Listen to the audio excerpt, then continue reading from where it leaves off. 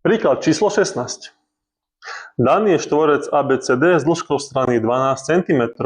Do tohto štvorca je vpísaný menší štvorec tak, že jeho vrcholy ležia na stranách pôvodného štvorca vždy štvrtine dĺžky strany.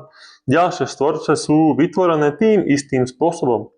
Vypočítajte v centimetroch dĺžku strany vyfarbeného štvorca. Teda toto x-ko. No poďme si to pozrieť.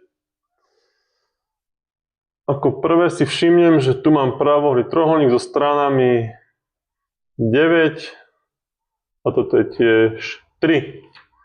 No a Pythagorovou vetou rýchlo zistím. 9 na druhu 81 plus 3 na druhu 9 je odmocnina z 90.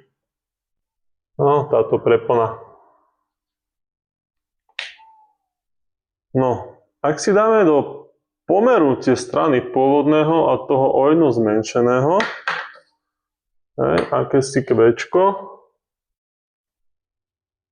že sa rovná odmocnina z 90 lomeno 12. A vlastne presne o Q krát sa nám vlastne tá strana zmenšená.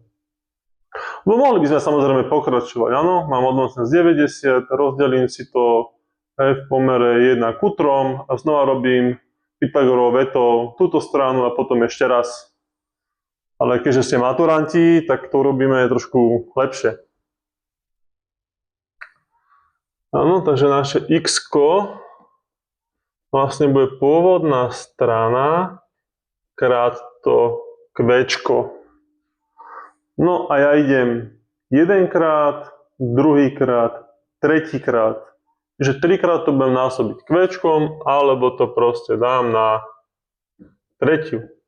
Čiže x sa bude rovnať 12 krát zlomok odmocnina z 90 lomeno 12 celé na tretiu. No a toto keď hodíte do kalkulačky, dostanete výsledok